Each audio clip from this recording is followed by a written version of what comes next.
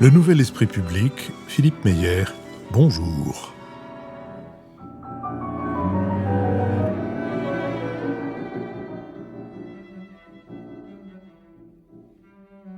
Bonjour, merci de nous avoir rejoints pour ce Nouvel Esprit Public au cours duquel nous allons tenter d'éclairer certains aspects de l'actualité avec Béatrice Gibelin, fondatrice de l'Institut français de géopolitique et directrice de la revue Hérodote, avec Marc-Olivier Padis, directeur des études de la Fondation Terra Nova, et Lucille Schmid, vice-présidente de la Fabrique écologique. Dans ceci est la composition de notre tour de table, de notre table ronde pour le premier de nos sujets. Et pour le deuxième sujet, Jean-Louis Bourlange, ancien président de la Commission des Affaires étrangères de l'Assemblée nationale, nous rejoindra. Nous sommes partenaires de l'hebdomadaire Le 1, dont je voudrais signaler 3 numéros hors série, l'un consacré au pape François et à l'Église après lui, l'autre intitulé « Comment lutter contre une dictature » avec un dossier spécial sur le 1984 de George Orwell, et le troisième, qui réserve quelques surprises, une autre idée de la France avec une méditation, si j'ose dire, autour du personnage d'Astérix. Notre prochain enregistrement public aura lieu à l'école alsacienne le dimanche 15 juin. Les inscriptions sont ouvertes. Toutes nos émissions font l'objet d'un compte-rendu analytique ou compendium auquel vous pouvez vous abonner gratuitement. Vous le recevrez dans votre boîte aux lettres de courriel chaque mercredi. Nous allons commencer par nous intéresser aux accords de Paris et au recul des accords de Paris dont c'est cette année le 10e anniversaire.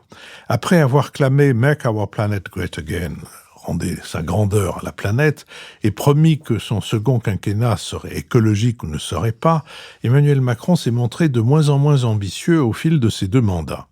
Son gouvernement n'a pas tenu sa promesse de sortie du glyphosate en 3 ans, a édulcoré la loi zéro artificialisation nette et délivre encore des permis d'hydrocarbures. En 2019, sur recours du collectif d'associations L'Affaire du siècle, la responsabilité de l'État a été engagée par le juge administratif pour n'avoir pas respecté sa propre trajectoire de réduction des émissions de gaz à effet de serre. Déjà marginalisée depuis l'éruption de la guerre en Ukraine ou à Gaza, la cause climatique se retrouve foulée aux pieds dans le nouveau chaos géopolitique créé par l'administration Trump. En France, depuis le début de l'année, les reculs se multiplient dans une ambiance d'attaques répétées de la droite et de l'extrême droite contre les opérateurs de l'État comme l'Office français de la biodiversité ou l'Agence de la transition écologique. Adopté au Sénat en janvier, un texte vise la réautorisation par dérogation de certains insecticides néocotinoïdes et restreint l'indépendance de l'Agence nationale de sécurité sanitaire de l'alimentation, de l'environnement et du travail, des reculs jugés considérables par les défenseurs de l'environnement. Or, il y a 10 ans, dans le cadre des accords de Paris de 2015, la France s'est engagée à atteindre la neutralité carbone en 2050 et pour y parvenir, s'est doté d'une feuille de route de réduction des émissions par secteur, la stratégie nationale bas carbone dont la 3e version doit être officiellement publiée dans les prochains mois.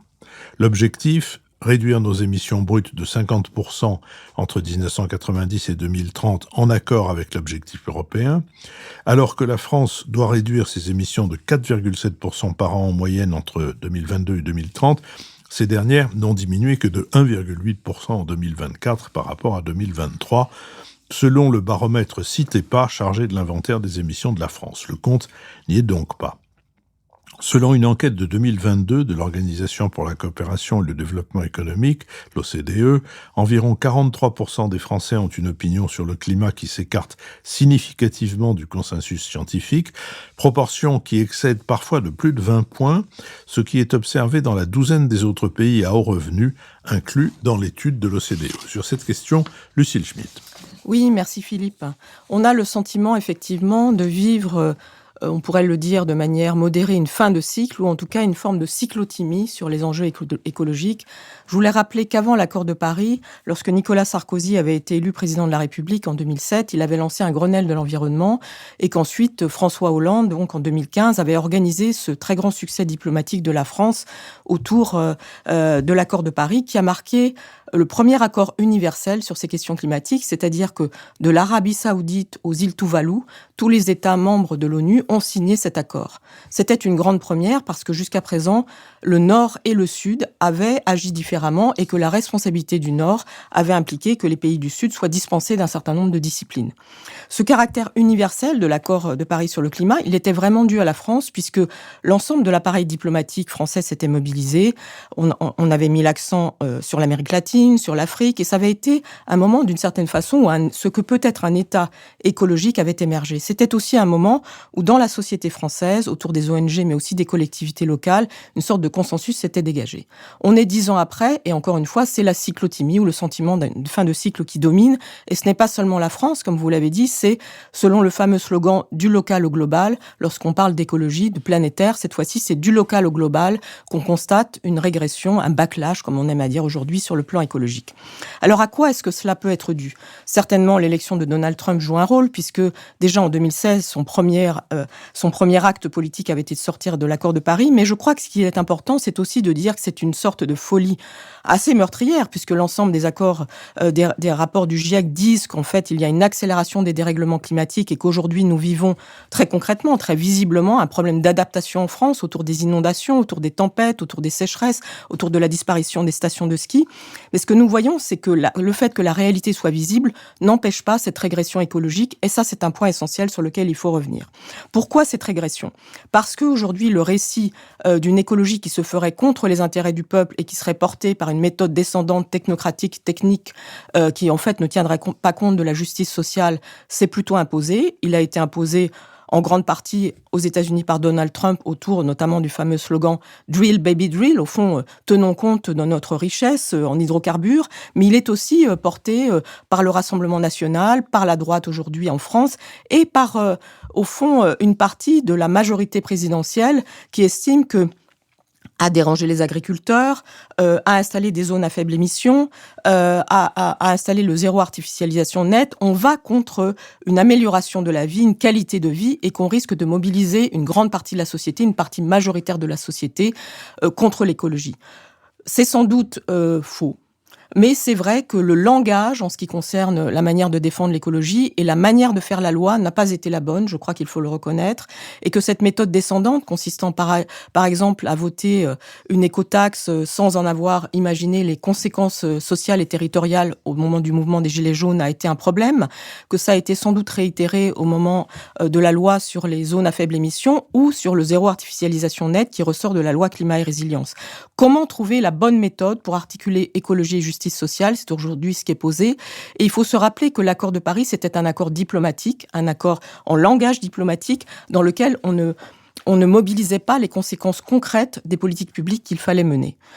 Donc on voit bien aujourd'hui, 10 ans après, que d'une part l'ambition n'est pas au rendez-vous, c'est-à-dire que aujourd'hui la limite, la fourchette de 2 degrés et même de 1,5 degré, dont beaucoup considèrent qu'aujourd'hui c'est un scénario qui est mort, la limite de 2 degrés n'est pas atteinte à l'horizon 2100, c'est plutôt 2,8 degrés, voire 3 degrés qui est aujourd'hui constaté, et c'est aujourd'hui, comme il s'agit d'une moyenne, en France, un scénario de 4 degrés à l'horizon 2100 qui a été adopté par le ministre de l'écologie sortant, Christophe Béchu. Comment faire par rapport à cette, non pas ce piétinement, mais cette régression ? Évidemment, il s'agit d'articuler écologie et démocratie, mais c'est facile à dire. Pourquoi ?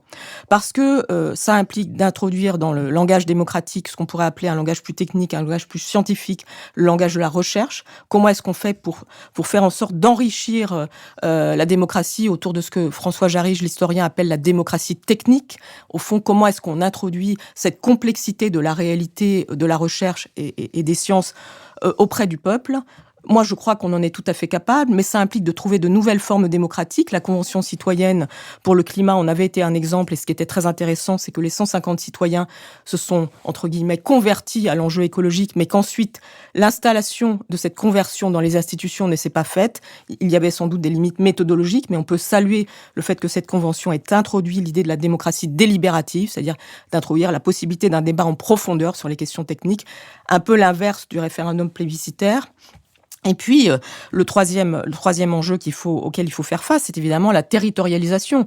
On ne fait pas de l'écologie par décret, et l'enjeu, c'est bien d'associer l'ensemble des acteurs, qu'il s'agisse des acteurs publics dans les territoires, les collectivités locales, qu'il s'agisse du secteur privé, qui a été souvent considéré comme uniquement capable de faire du lobbying contre l'écologie, alors même qu'aujourd'hui, les entreprises sont clairement divisées sur ce sujet, et que certaines sont même pionnières. On peut parler là-dessus du secteur des assurances, qui joue sa survie. Et puis, sur la question de la société, on a compris que la société française n'était pas unanimement verte, écologique, mais elle est très sensible à l'écologie sur plusieurs points. Le premier est la question de la santé. Et vous avez parlé de la fameuse loi Duplon dans votre introduction, Philippe, qui est une loi qui, au fond, en rognant sur les compétences de l'Agence nationale de sécurité sanitaire, est en train de nous dire la santé des Français compte peu par rapport au fait de répandre des néonicotinoïdes. Donc il y a un enjeu sur la santé, il y a un enjeu évidemment d'attachement à ce que sera l'avenir de la France, des générations futures, et puis il y a un enjeu, je rappelle, autour de la question du rôle de l'État, alors même que la pétition Notre affaire à tous, dont vous avez parlé, l'affaire du siècle, avait rassemblé 2,5 millions de signataires, c'est-à-dire le plus grand nombre de signataires de toute l'histoire des pétitions en France. Ne pensons pas qu'aujourd'hui l'écologie est impopulaire, mais elle est mal pratiquée. Marc-Olivier Padis.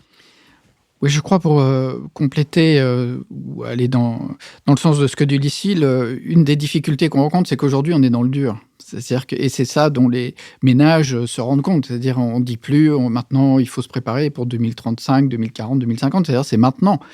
Changer les chaudières à fioul, modifier ses vacances, le mode de transport, la température à l'intérieur des immeubles, des bureaux.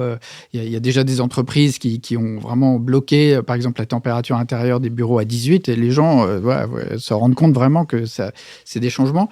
Et disons, ces adaptations touchent la vie quotidienne, alors que dans les représentations, je suis d'accord avec ce que dit Lucile, il y a encore un décalage de l'opinion. D'ailleurs, c'est frappant, il y a des enquêtes sur la compréhension du changement climatique, où pour beaucoup de gens, le changement, ça reste le réchauffement. Mais Lucile a dit tout à l'heure, plus exactement, le dérèglement climatique. Et en fait, c'est cette nuance entre réchauffement et dérèglement qui n'est pas prise en compte. C'est-à-dire, les gens pensent canicule, sécheresse, incendie dans une certaine mesure, mais ils ne voient pas complètement le lien avec les inondations, par exemple, ou avec le fait qu'il y a des vents plus forts, simplement des phénomènes comme des grêlons qui peuvent être plus fréquents, ou la baisse de la biodiversité, qui est aussi un impact plus invisible, en quelque sorte, du changement climatique. Donc, il y a quand même ce décalage qui reste.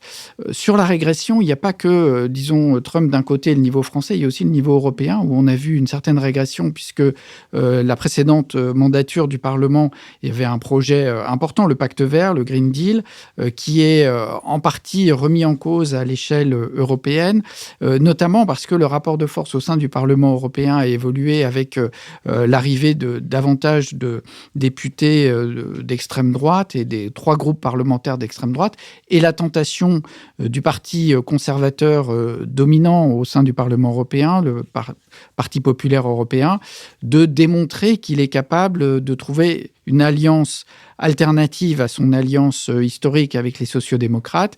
Et il a fait voter, par exemple, à la toute fin de la législature précédente, avec un des groupes d'extrême droite où domine Fratelli Italia et le PiS polonais, une loi contre la restauration de la nature, par exemple. Donc on sent aussi cette régression à l'échelle européenne, ce qui est préoccupant. Et pour dire un dernier mot sur un thème qu'a abordé aussi Lucile, le secteur privé. Il n'y a pas que les assurances. Moi, je trouve que c'est très intéressant parce que même si on sent un ralentissement du point de vue politique, du point de vue physique, le dérèglement climatique, lui, il se poursuit. Et quand on discute avec les entreprises, on se rend compte que la réflexion des entreprises évolue de façon intéressante, c'est-à-dire qu'il ne s'agit plus pour les entreprises de calculer un coût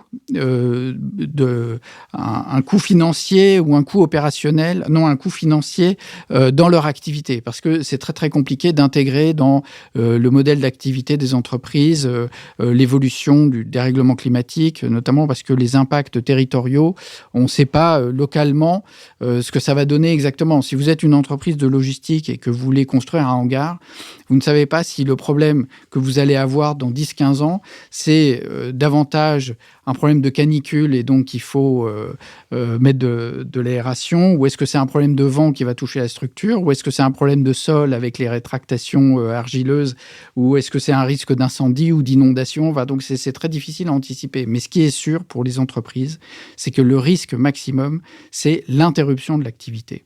Et là, c'est plus un problème d'ajouter 5 ou 10% dans votre coût opérationnel, c'est le fait de dire, en fait, non, on va plus pouvoir travailler. Si vous êtes une entreprise de logistique ou de transport et qu'il y a des inondations ou des incendies, vous ne pouvez plus simplement faire circuler votre flotte.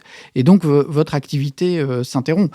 Quand il y a de la canicule, dans le BTP, on ne peut plus travailler, tout simplement. Et c'est ça, en fait, qui est aujourd'hui dans les réflexions des entreprises pris en compte, c'est le fait que tout simplement l'activité s'arrête. Et donc là, c'est plus un risque sur le mode assurantiel où on peut se prémunir, etc. C'est un risque essentiel.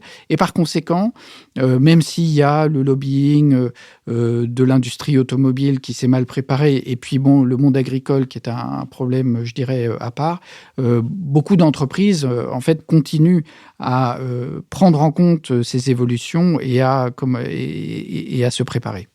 Béatrice Gibelin. Moi, j'irais évidemment dans le sens de Lucile et de Marc-Olivier, dans cette forme de régression. Et puis, dans un contexte qui a changé. Les préoccupations aujourd'hui avec la guerre en Ukraine, par exemple. Le fait qu'on dise il faut augmenter nos budgets de défense de façon rapide, importante. On était à peine à 2%, on parle maintenant de 3, 4, voire même parfois de 5%. Crée un climat d'insécurité, d'inquiétude qui dessert cette préoccupation qui semble lointaine alors qu'elle est proche à l'échelle des temps, des évolutions climatiques. 2030, c'est demain. 2045, c'est guère plus loin. Mais là, c'est en ce moment. Et je pense que ce contexte-là est un contexte qui est défavorable au discours de la transition climatique. Ça, c'est un premier point. Deuxième point qui me semble intéressant, c'est que pour beaucoup de nos concitoyens, la France, c'est pas elle qui est si, j'allais dire, responsable de ce dérèglement climatique. Et là, je rejoins Marc-Olivier, il faut parler de dérèglement et pas de réchauffement. Moi, je vois bien dans ma région du Nord, le réchauffement, c'est plutôt sympa. Hein. Il va faire beau l'été, on va pouvoir se baigner et on aura moins froid que d'habitude en juillet. On va planter de la vigne. Exactement, mais les Anglais s'en chargent. Bon, voilà. Donc, on prend pas la mesure. Du tout de ça, des conséquences du dérèglement. On va prendre les graves inondations qu'il y a eu en novembre 2023 dans le Pas-de-Calais, dans la région de Saint-Omer, avec des conséquences pour les entreprises qui ont été importantes, et évidemment pour les particuliers. Qu'est-ce qui s'est passé au mois de mars, avril? Le préfet prend un arrêté pour diminuer la consommation de l'eau, parce qu'il n'a pas plu du tout, ou très peu, en mars et en avril, et des gens qui avaient été victimes du trop d'eau se retrouvent 2 ans après, coincés avec pas assez d'eau. Donc on se dit, voilà, ils vont avoir conscience de ce qui se passe quand même, puisque dans un laps de temps court, ils passent d'un côté à un autre.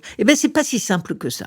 C'est-à-dire que la liaison des deux, elle ne se fait pas forcément. C'est-à-dire que la compréhension de quelque chose qui est très compliqué, elle ne descend pas, j'allais dire, à l'ensemble de nos concitoyens. Qu'est-ce qu'ils voient et c'est pour ça qu'ils peuvent accepter la régression. L'histoire on supprime les voitures thermiques et on supprime les vieux diesels. Mais pour des tas de gens, c'est une catastrophe. Au niveau de revenus où ils sont, là, faut quand même se souvenir du salaire médian en France. C'est autour d'un petit 2000 €. Ça devient compliqué. Toutes les voitures sont devenues plus chères. sous prétexte qu'on a dit on gagne plus d'argent quand on fait du haut de gamme que quand on fait du bas de gamme. Bon, bah oui, résultat, acheter une voiture, c'est compliqué. L'idée qu'on puisse plus traverser Paris avec ces zones, c'est le sentiment que ces banlieusards lointains ont pas le droit au centre de la ville. Ils ont qu'à laisser leur voiture et eux se débrouiller. Ils peuvent pas tous aller en vélo, ils peuvent pas tous se réjouir de respirer parce qu'on fait, j'allais dire, des végétalisations ou des forêts urbaines. C'est un vrai problème. C'est-à-dire que le fond de ça, et je reviens sur ce que tu disais, Lucille, c'est l'acceptation sociale. Et sans acceptation sociale, on n'avancera pas sur cette question de la transition climatique. Alors oui, les entreprises le comprennent, avec un autre élément, qui est que des jeunes sont sensibles aussi au comportement de leur entreprise. Sur EDF, par exemple, c'est dans le recrutement des jeunes qui ont poussé à la nécessité de s'occuper des énergies renouvelables, par exemple. Bon, c'est un élément. Mais des jeunes qui s'engagent dans des boîtes de consultants pour tout ce qui est le travail du RSE des entreprises. Il y a une vraie préoccupation dans la jeune génération à un certain niveau. Soyons honnêtes. Donc moi, il me semble que si on veut une situation qui s'améliore et qu'on comprenne, il y a un énorme travail à faire, qui est un travail de pédagogie, mais qui va demander énormément de temps. Mais c'est un temps qui est très, très utile. Réaliser, comprendre que pour les gens, bah oui, on augmente de 2% ou 3%, la belle affaire. C'est-à-dire qu'ils vivent ce 2 à 3% à leur échelle, sans pouvoir penser, mais parce que c'est compliqué, l'ensemble des dérèglements à une échelle planétaire. Lucille Schmitt. Oui, moi je pense que par rapport à ce que viennent de dire Marc-Olivier Padis et Béatrice Gibelin, il y a un sujet autour de ce qu'on appelle l'atténuation et l'adaptation. C'est-à-dire que l'atténuation, c'est la diminution des émissions de gaz à effet de serre, et l'adaptation, c'est la façon dont, dans un territoire, dans un pays ou en Europe, on s'adapte au fond au nouveau contexte climatique et à la chute de biodiversité qu'on constate. Et en fait, l'entrée par la question technique, scientifique de la diminution des gaz à effet de serre a été privilégiée par rapport à cette question de l'adaptation. Alors qu'on voit bien qu'aujourd'hui, par rapport à tout ce que nous avons évoqué en termes d'événements climatiques extrêmes, de dérèglements, d'irrégularités du climat, c'est la question de l'adaptation qui est sans doute une bonne entrée pour faire comprendre, je ne sais pas si c'est faire comprendre, mais en tout cas faire aussi accepter, parce qu'on peut comprendre et ne pas accepter, comprendre et accepter ce qui est en train de se passer.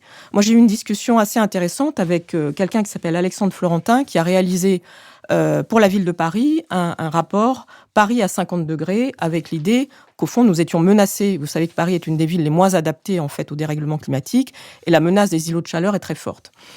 Voilà, donc il a fait un certain nombre de propositions, mais surtout, il me disait ces derniers jours que du côté de collectivités locales, de droite comme de gauche, donc de manière transpartisane, l'envie qu'ils viennent partager au fond de son constat sur cette question de l'adaptation des villes au dérèglement est très fréquent maintenant et de plus en plus fréquent sur le territoire. C'est aussi pour cela que Christophe Béchu avait fait ce scénario qui pouvait sembler être un scénario catastrophe d'augmentation de la température en France à 4 degrés. Après, le problème, en fait, de la politique et du langage très technique ou de l'approche descendante, c'est qu'on fait les choses, on les annonce médiatiquement, et puis c'est comme si la démocratie arrivait.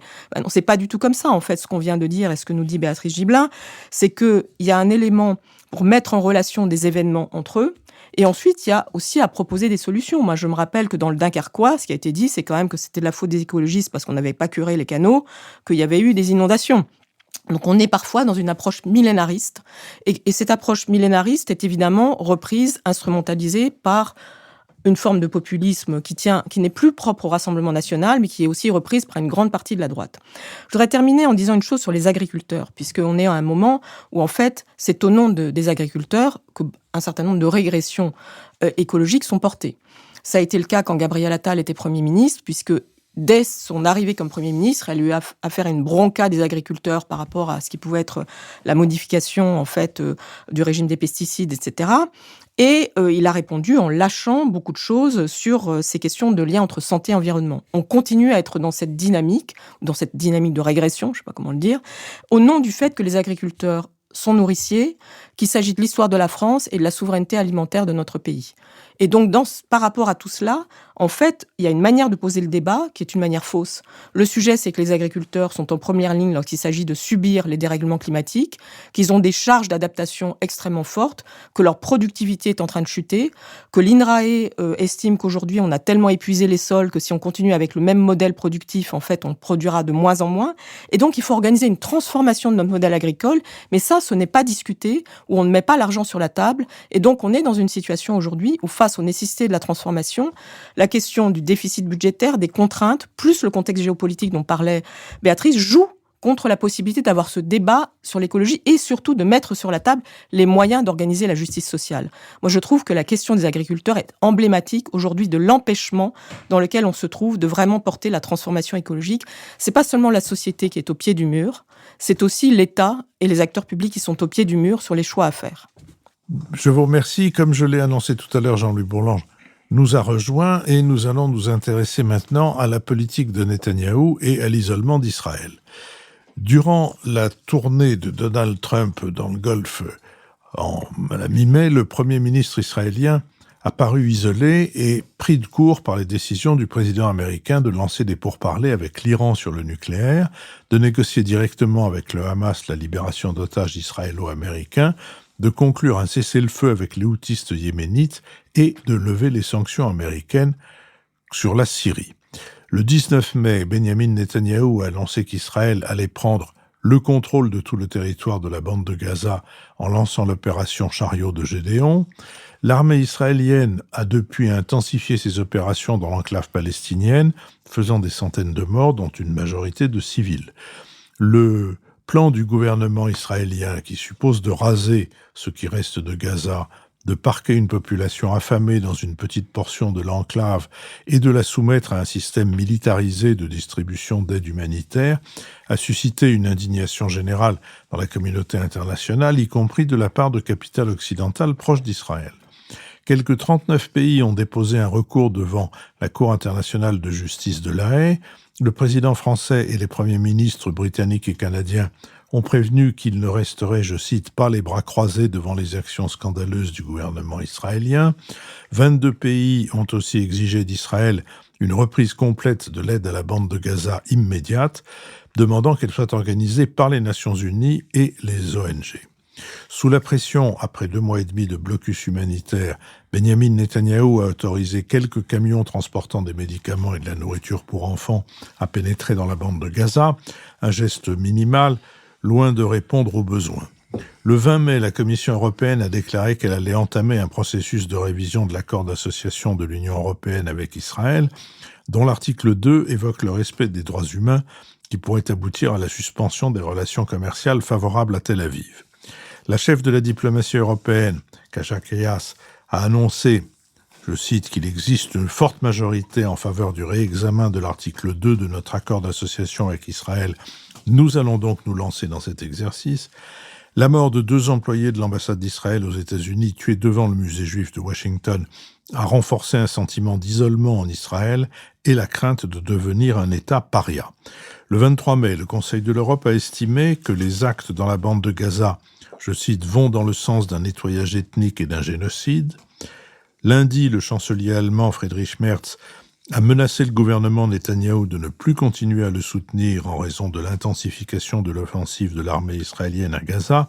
On ne peut plus le justifier par une lutte contre le terrorisme du Hamas, a déclaré le dirigeant allemand, fustigeant avec une rare fermeté les actions d'Israël, dont Berlin est l'un des plus fidèles alliés avec les États-Unis. Sur cette question, Béatrice Gibelin.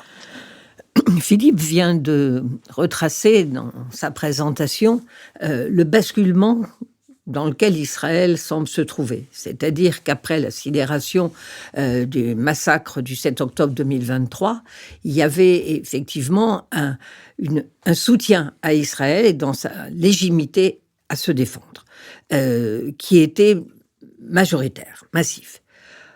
2 ans et demi plus tard, on est effectivement dans un contexte où l'isolement d'Israël apparaît. On a rappelé le voyage de Trump dans les États du Golfe Persique. On pourrait même ajouter l'accord qu'il a passé avec les Houthis, qui joue aussi dans cet isolement d'Israël. Israël ne s'attendait pas à cela. Les Houthis qui continuent d'ailleurs d'envoyer des missiles, comme il y en a un qui a frôlé Tel Aviv il y a quelques jours. Donc on est dans un moment qui me semble extrêmement important. Mais dans ce moment, je voudrais quand même dire que je suis, moi, extrêmement frappée par le silence des États arabes dans cette situation. Alors c'est sûr, c'est compliqué, c'est difficile, je n'ai pas de leçon à donner à qui que ce soit. Mais j'ai l'impression que cette question des Palestiniens est faussement au centre du problème. Je mesure la gravité de ce que je dis. Il est évident que si le Hamas voulait que ce qu'on peut peut-être parler de génocide, parce qu'il y a véritablement maintenant l'intention de se débarrasser des Palestiniens, ce qui est quand même, j'allais dire, le facteur majeur pour avoir la qualification de génocide. Si le Hamas ne voulait pas voir son peuple liquidé comme il l'est, il rend les otages, ce qu'il ne fait pas. Donc on est toujours dans une situation où ni les responsables de ce peuple palestinien de Gaza ne bougent pas et laissent ce massacre se continuer, et où du côté du gouvernement israélien, soutenu, je ne sais pas dans quelle mesure, par une partie de la population.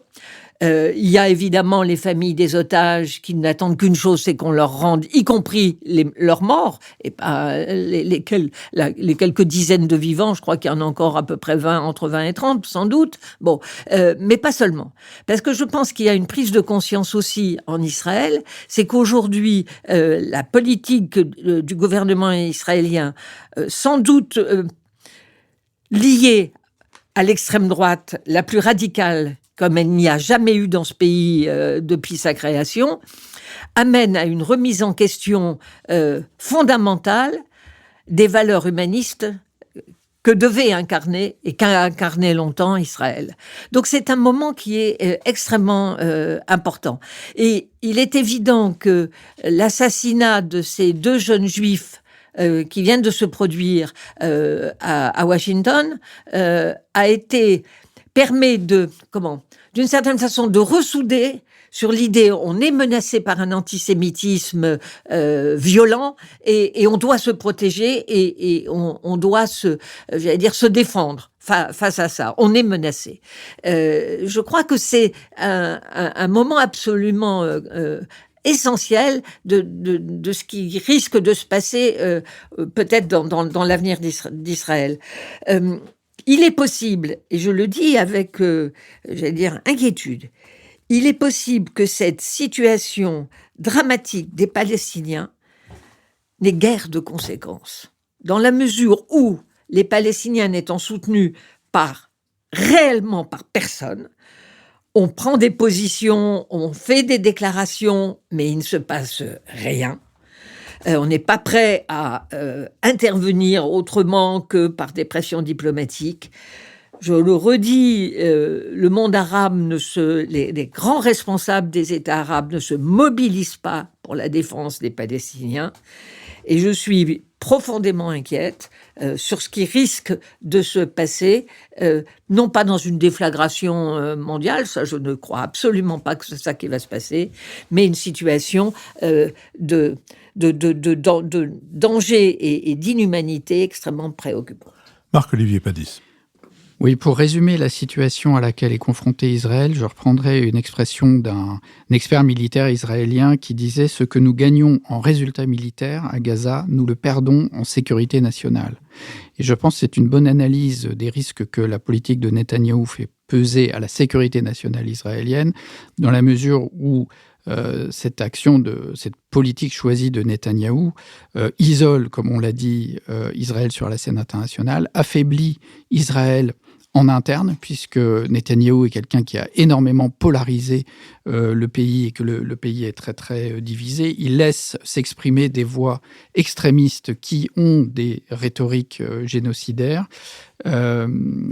Et il est en train de perdre le soutien américain. Et même comme ça a été dit, l'évolution de la position allemande fait que une position européenne qui jusqu'à présent était bloquée notamment par l'Allemagne est devenue possible. En outre, on peut avoir des doutes sur la volonté de Netanyahou de vraiment libérer les otages. On n'a pas l'impression que c'est la priorité de l'action militaire. Et finalement, il expose les soldats israéliens à commettre des actes qui peuvent être qualifiés de crimes de guerre. Un ancien Premier ministre israélien, Ehud Olmert, l'a écrit dans Haaretz le 27 mai. Israël commet des crimes de guerre. Donc il y a tout ça est extrêmement grave. Pour nuancer ce qu'a dit Béatrice sur le silence des États arabes, on sait que les États arabes n'ont jamais manifesté en réalité une solidarité très forte vis-à-vis des Palestiniens, c'est le moins qu'on puisse dire. Mais je voudrais souligner que l'Égypte a mis sur la table un plan de paix qui a été soutenu par la Ligue arabe et l'Organisation des États islamiques, un plan sur 5 ans qui est crédible et qui pourrait offrir une perspective. C'est-à-dire que ce plan comporte plusieurs volets. L'idée que d'abord, le Hamas doit libérer en une seule fois l'ensemble des otages, que Israël doit interrompre ses opérations militaires mais garde le droit de se défendre, que le Hamas et que serait mis en place un comité technique de transition pour gérer Gaza, un comité technique qui mélangerait des policiers venus de Cisjordanie, donc palestiniens, qui sont actuellement entraînés par les Américains en Égypte, et peut-être des forces internationales. Alors le Hamas a accepté ce plan à condition de pouvoir rester sur place, ce que Netanyahou a refusé, puisqu'il craint que si le Hamas reste sur place, il pourrait en sous-main contrôler ce comité technique de transition. Mais ce qui est important, c'est effectivement, pour ce qu'a dit Béatrice, ce qui est sûr, c'est que les Égyptiens ne veulent pas voir le Hamas débarquer chez eux et les Jordaniens non plus. Donc il reste quand même un problème Hamas aussi dans cette histoire. C'est-à-dire que faire de ces hommes qui restent ? Apparemment, les capacités militaires du Hamas ont été très, très affaiblies, mais il reste quelques cadres, au moins pour un bataillon, et des hommes en armes. Et donc là, personne ne sait vraiment... donc il y a un plan, l'Arabie saoudite a dit, bon, le plan égyptien, on peut le reprendre, mais il faut disperser les gens du Hamas, il faut en mettre en Indonésie, il faut en mettre un peu partout, même en Algérie, ça ne réjouit personne. Donc il reste des discussions. Ce que je voudrais dire, c'est juste le dernier point, c'est que ce que ça montre, c'est que Israël est isolé, mais que tout le monde sait bien qu'il ne faut pas lâcher Israël. C'est-à-dire que les Américains ont conscience qu'il faut qu'ils restent là, les Européens ont conscience qu'il faut qu'ils discutent, et même les Égyptiens et les Jordaniens, l'Arabie saoudite et les Émiratis se disent il faut qu'on soit présent sur ce dossier pour trouver une porte de sortie, et donc on ne peut pas complètement isoler Israël. Lucille Schmitt. Oui, je crois que ces derniers jours ont été marqués par aussi la publication du livre de Jean-Pierre Filiu, qui est revenu, qui a passé un mois à Gaza. Vous savez que un des points importants qui sans doute a freiné la réaction des États européens et une partie des opinions publiques, c'est que il était interdit pour les journalistes d'aller à Gaza. C'est comme une boîte noire. Et donc, Jean-Pierre Filiu a multiplié les déclarations concernant ce livre et il a rapporté un témoignage poignant. Il est spécialiste, en fait, de l'histoire de ce territoire, de l'histoire de Gaza. Et il a dit une chose très forte. Il a dit « Je n'y reconnais rien et y vivre est devenu impossible ». Et donc, c'est assez intéressant parce que ça montre comment est-ce qu'aussi on doit traiter cette question des Palestiniens. C'est-à-dire qu'aujourd'hui, on est en train de dire, bon, il faut qu'ils survivent, il faut qu'ils s'alimentent, etc. Mais la vie est devenue sans doute impossible. Une vie normale est sans doute devenue impossible dans cette bande de Gaza. Et cette destruction systématique qui a été pratiquée par les Israéliens, par le gouvernement de Netanyahou, puisque c'est le choix du gouvernement de Netanyahou. En fait, on a envie de dissocier les Israéliens du gouvernement de Netanyahou dans cette histoire. Ça rend aussi cette question de la perspective très compliquée. On a eu aussi des images, etc. Mais il faut se rappeler, il faut dire maintenant que vivre à Gaza est sans doute devenu impossible dans la normalité pour de nombreuses années. La deuxième chose, c'est évidemment ce qui s'est passé autour de la visite de Donald Trump au Moyen-Orient et son choix de ne pas aller en Israël et son choix d'esquiver la question israélienne. Alors, c'est une esquive et ça ne signifie pas...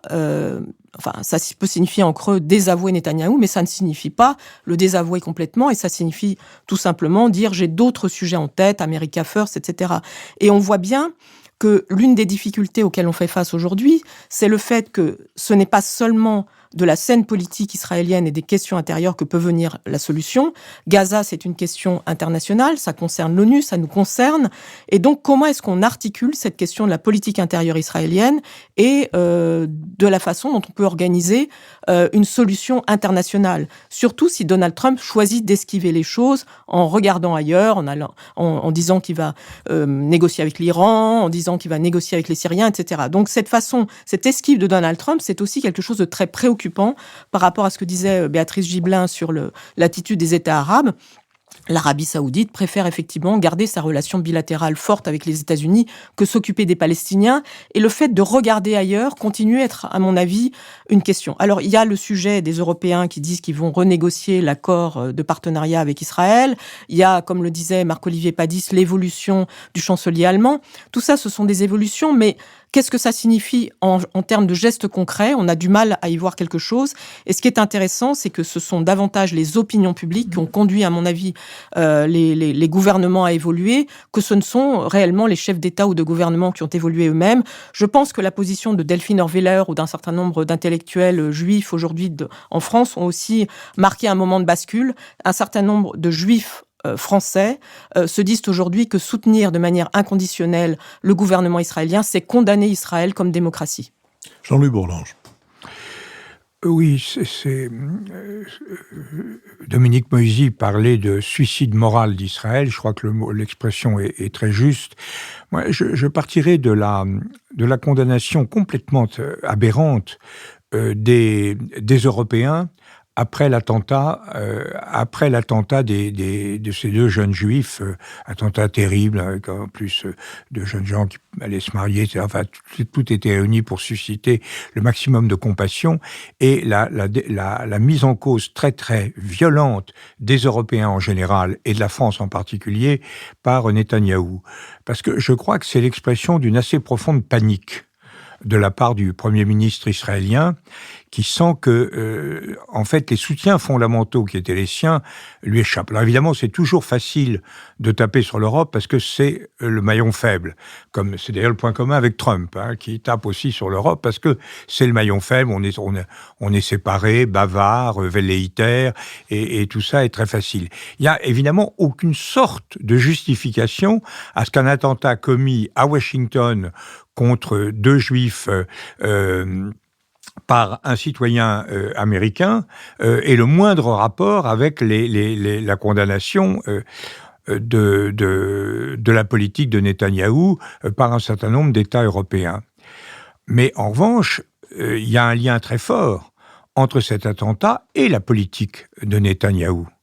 Et là, je crois que nous vivons quelque chose, et le Premier ministre israélien le vit sur un mode, à mon avis, extrêmement angoissé lui-même.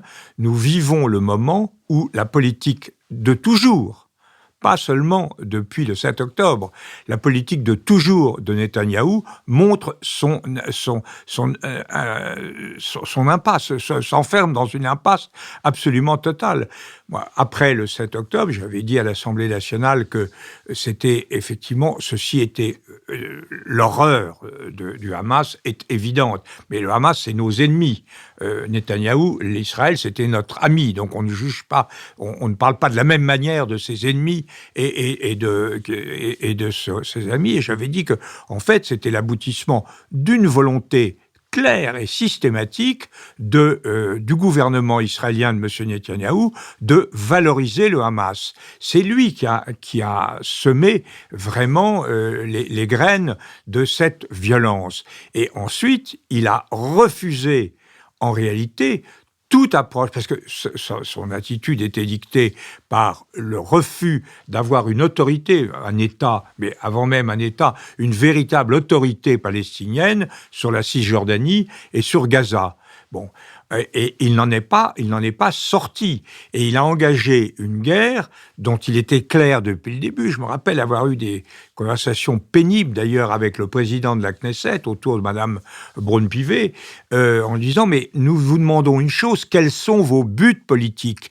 Qu'est-ce que vous avez comme schéma?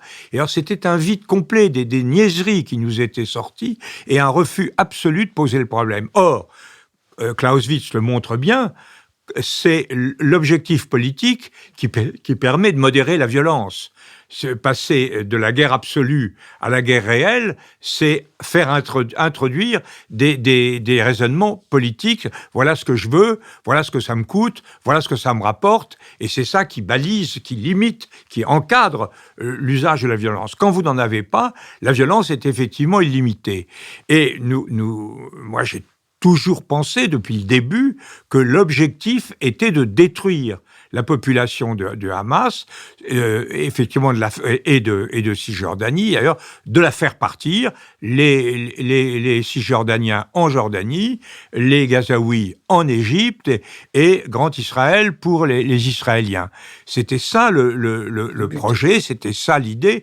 Et évidemment, à partir du moment, c'est l'envers aussi, de l'indifférence des États arabes à l'égard des Palestiniens, ils n'ont en plus aucune envie d'accueillir ces nouveaux exilés. Ça a été très difficile pour eux d'accueillir les vagues de 48, etc.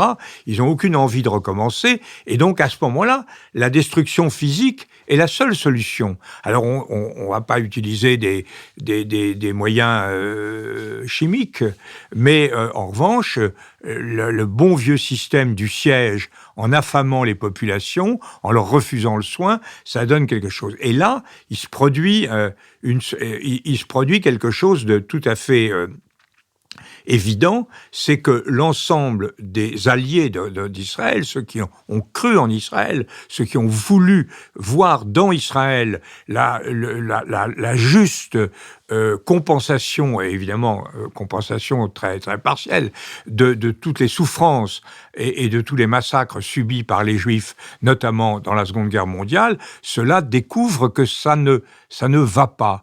Et alors, je crois que vous avez raison de dire qu'en réalité, ils n'ont pas tellement envie de s'engager très fortement, ni les Séoudiens, ni les Qataris, ni les Égyptiens, ni personne. Mais ils sont un peu contraints de le faire parce que on ne peut pas en rester là. Et là, je me demande, alors, Trump lui-même, pourquoi Trump change-t-il? En tout cas, c'est une évolution importante. Il a évolué sur l'Iran, il a évolué sur la Syrie, il a évolué sur la négociation d'un otage, la libération d'un otage avec le Hamas.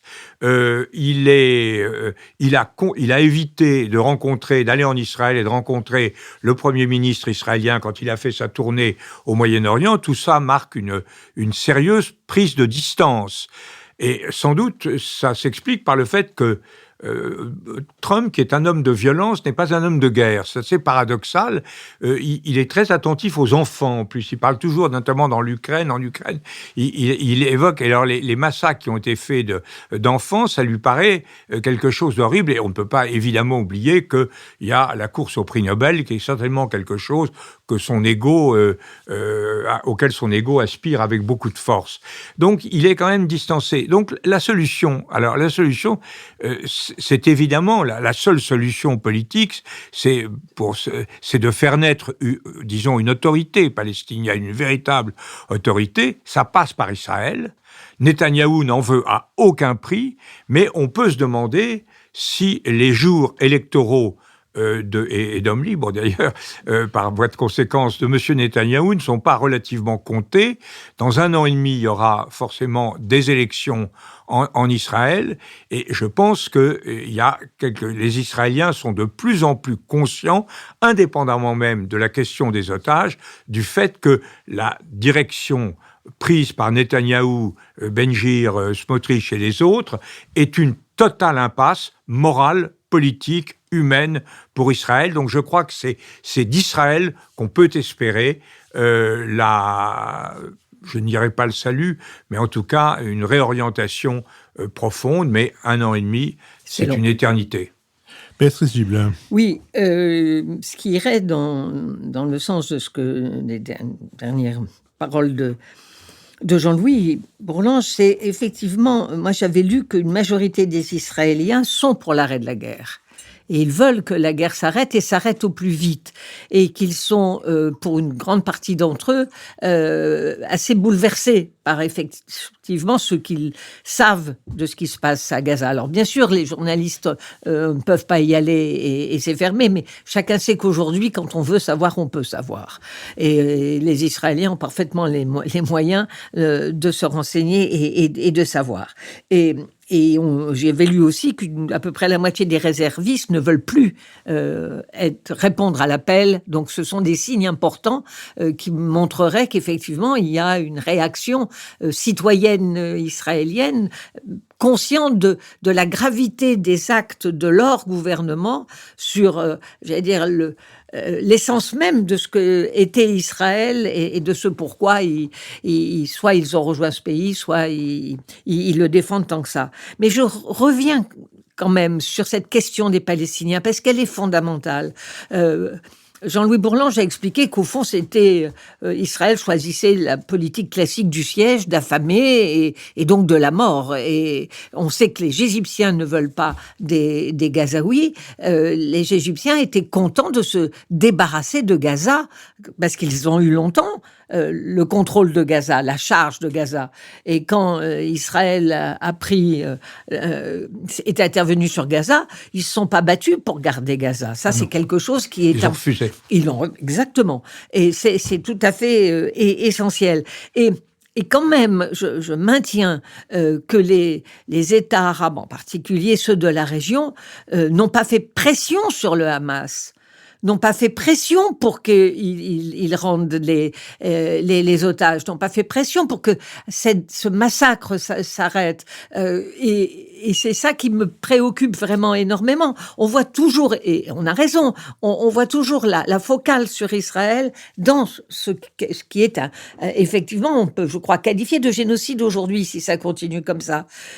Mais bon sang de bonsoir, ce qui se passe du côté des Arabes est aussi extrêmement préoccupant. Pour moi, c'est vraiment une question qu'il faut prendre à bras-le-corps, si vous voulez. Il n'est pas normal que des États aussi puissants que l'Arabie Saoudite, aussi puissants que le Qatar, qui ont quand même financé, alors évidemment avec l'accord de Netanyahou qui a manipulé un peu tout ça, mais c'est le Qatar qui a apporté les valises de billets pour financer les fonctionnaires de Gaza et que Gaza tienne. Donc on va pas me dire qu'ils n'ont pas un moyen de faire pression et de sauver les Palestiniens. Je parle pas de sauver Israël, simplement de sauver les Palestiniens. Qu'est-ce qui va leur arriver dans cette situation-là? Personne n'en veut. Quand les Palestiniens, au moment de la guerre du Koweït, avec Arafat, ont fait le choix de Saddam Hussein et non pas le choix de la défense du Koweït, on sait les conséquences que ça a pu avoir. On sait le Liban, la difficulté de ces camps palestiniens qui sont devenus en dur et qu'on n'a jamais autorisé les Palestiniens à devenir des Libanais à part entière depuis 1948. Donc il y a une vraie question palestinienne au cœur du monde arabe. Je vous remercie. L'heure a sonné de notre dernière séquence, la séquence des brèves que je vais introduire en signalant un documentaire qui est déjà paru il y a quelque temps sur Arte, qui est le documentaire sur Zelensky, signé par le réalisateur Yves Geland et la journaliste du Monde Ariane Chemin. Yves Geland, on connaît ses qualités, elles sont apparues avec les batailles de Paris au moment de l'élection municipale de 2001. Elles ont été particulièrement commentées et elles ont étonné au moment où il a fait un film sur Georges Frêche, peu de temps avant la mort de Georges Frêche, le président, et il réjouit tous les gens qui ont vu, ses qualités réjouissent tous les gens qui ont vu son documentaire sur les cabarets de l'après-guerre, Il est minuit, Paris s'éveille. Là, il s'agit d'un portrait, et je dois dire que j'ai l'impression de ne pas avoir été le seul, mais je ne me suis intéressé à Zelensky que comme chef de guerre et comme quelqu'un qui force l'attention et l'attention admirative par l'énergie qu'il met à défendre son peuple, à essayer de saisir toutes les occasions qui se présentent et même à retourner plus ou moins certaines situations comme celle tout à fait obscène créée par Donald Trump dans son bureau avec Vance et quelques courtisans. Mais je ne m'étais pas vraiment intéressé à Zelensky d'avant Zelensky. Un tout petit peu, j'avais vu, Arte l'avait diffusé, le film, la série dans laquelle il jouait un président devenu président par hasard, et puis voilà. Et puis, je découvre là que, en réalité, cette série, le troisième épisode de cette série, la troisième époque de cette série, c'est la campagne électorale de Zelensky. Je découvre que, avant d'être le héros de ce feuilleton, de cette série, il était une espèce de personnage entre Patrick Sébastien et Patrick Sabatier. Très très couronné par Ce sont des compliments que vous donnez là. Non, c'est une constatation. C'était ça. Il était ça. Et d'ailleurs, le film montre bien. On voit bien que c'est un amuseur dans la veine des deux que je viens, moins lourd que Patrick Sabatier évidemment. Enfin bon, bref, j'ai dit entre Patrick Sébastien et Patrick Sabatier, il y a un peu de place. Et que sa campagne électorale, il l'a fait dans le quatrième épisode, et que à ce moment-là, il déjoue toutes les habitudes de la politique. Le président Poroshenko est persuadé qu'il va être élu, et que d'ailleurs c'est un amuseur et qu'entre un politique comme lui, roué, et Zelensky, il n'y a pas photo. Zelensky refuse toute espèce de débat avant le premier tour. Et puis quand même, comme il faut en faire un avant le deuxième tour, il dit d'accord, mais dans un stade de 80 000 personnes. Et le débat a lieu dans le stade. Et là, effectivement, on retombe dans le cas de figure de l'animation d'une émission de variété du samedi soir.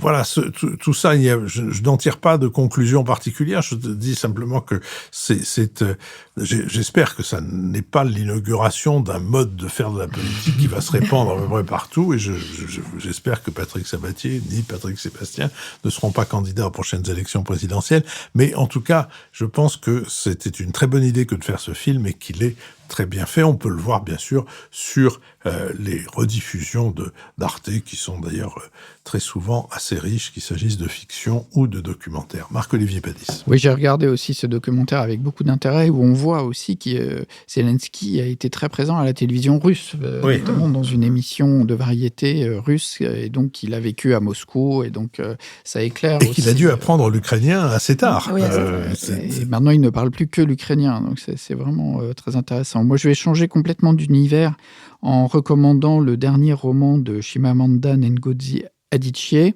L'inventaire des rêves, publié chez Gallimard.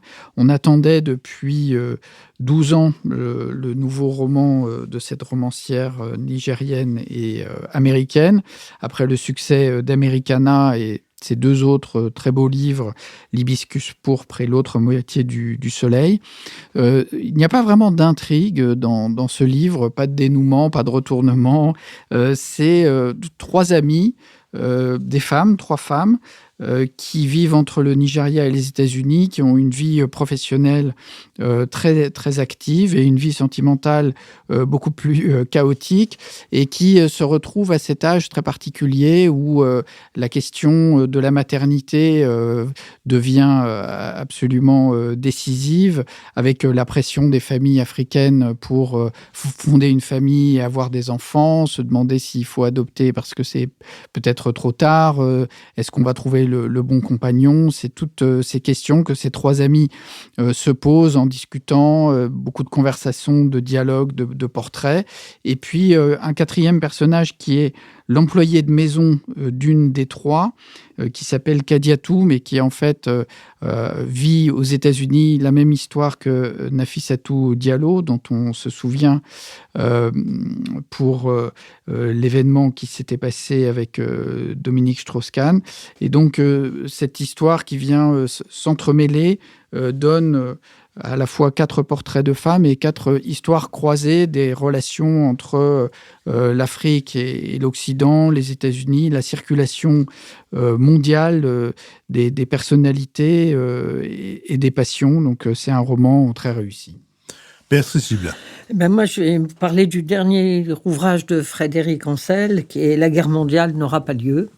Dans ce discours très souvent apocalyptique d'un certain nombre d'experts, je mets des guillemets, de géopoliticiens, de géopolitologues, de tout ce que vous voudrez qui nous annonce la guerre mondiale, cet essai de Frédéric Ancel est bien utile, parce qu'il a une fonction très pédagogique, très claire, dans lequel il explique les raisons pour lesquelles, de son point de vue, non pas que les guerres vont disparaître, et c'est pas du tout cela, mais qu'on n'est pas à la veille d'une 3e guerre mondiale.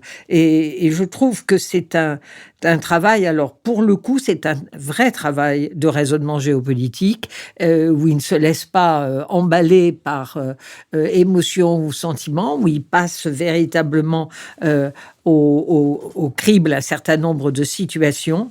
Il y a un appareil cartographique utile, c'est du noir et blanc, alors parfois c'est un peu difficile à lire, mais ça permet quand même de voir comment les choses se passent. Et je trouve que dans ces temps assez chaotiques et inquiétants, il est bon de reprendre un peu une boussole bien orientée. Lucille Schmitt. Oui, moi j'ai été voir cette grande exposition avant la fermeture de Beaubourg, là, à Paris Noir, que j'ai adorée. Même si il y a des choses, comment dirais-je, que je regrette. C'est-à-dire que, vous savez, cette exposition, elle s'appelle « Circulation artistique et lutte anticoloniale ». On voit déjà que l'ambition est immense. Et de ce fait, il y a quelque chose d'assez fort dans le fait que c'est une exposition engagée. C'est-à-dire que on mesure combien ces artistes noirs faisaient partie d'un mouvement plus global, autour des écrivains, autour des poètes, autour aussi des hommes politiques, de Frantz Fanon, etc. Donc il y a une tranche d'histoire, c'est 1950-2000, et il y a surtout cet éblouissement de découvrir des artistes que je ne connaissais absolument pas. Le premier, c'est Beaufort de Lanay. Enfin, souvent des artistes, en fait, américains exilés à Paris parce que, dans les années 50, être un artiste noir aux États-Unis, c'était quelque chose qui n'était pas possible. Et ça, la force de cette affirmation, elle est là. C'était pas forcément terrible à Paris non plus, mais il y a donc des œuvres remarquables. Beaufort de Lanay, il y a des portraits incroyables, et il y a aussi de l'abstraction, et on peut se demander pourquoi est-ce que ces artistes magnifiques, moi j'ai aussi adoré Havel de Knight, par exemple, qui dessine, qui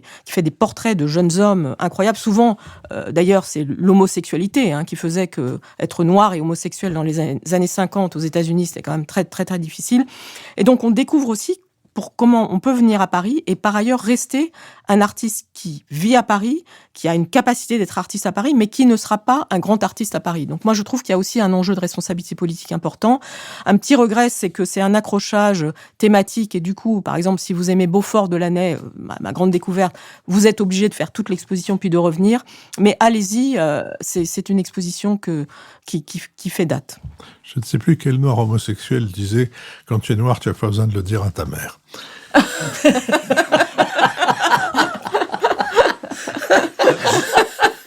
Jean-Louis Bourlanges.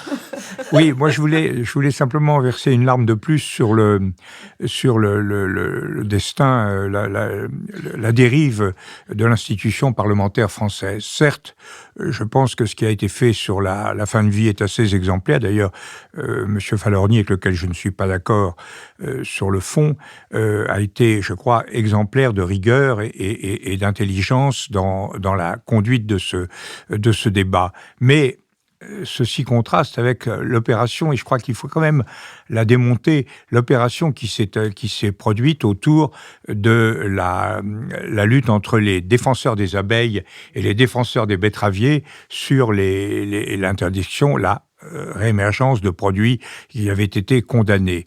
Là, on a quand même quelque chose. Alors, ce qui s'est passé, c'est qu'on a eu une montagne d'amendements qui enlisaient en vérité le débat. La majorité, gouvernementale, voulait effectivement faire aboutir la chose et donc a été amenée, ce qui est quand même incompréhensible pour les gens, à voter une motion de rejet contre son propre texte. Évidemment, tout le monde dit mais c'est incroyable, ces parlementaires sont complètement fous. Et ceux qui étaient les écologistes, les LFI, ceux qui étaient très cons, disent voyez, c'est un mépris total du débat. Je crois que c'est vraiment pas du tout comme ça que ça s'est produit. Ce qui s'est produit, c'est que le débat était enlisé. Et je n'arrive pas à comprendre comment des forces politiques, alors sauf si elles sont vraiment anti-parlementaires, ce qui est sans doute le cas de LFI, se prêtent à des opérations d'obstruction qui ont pour but d'empêcher le débat. Alors, c'était la réaction. Est-ce qu'elle interdit l'expression du suffrage du vote parlementaire ? Non. Parce que, évidemment, le Sénat va reprendre le texte, va lui donner une inflexion qui sera très différente de celle qu'aurait donnée l'Assemblée. Ensuite, on aura commission mixte paritaire et sans doute un compromis où la minorité de l'Assemblée et la majorité du Sénat trouveront une solution.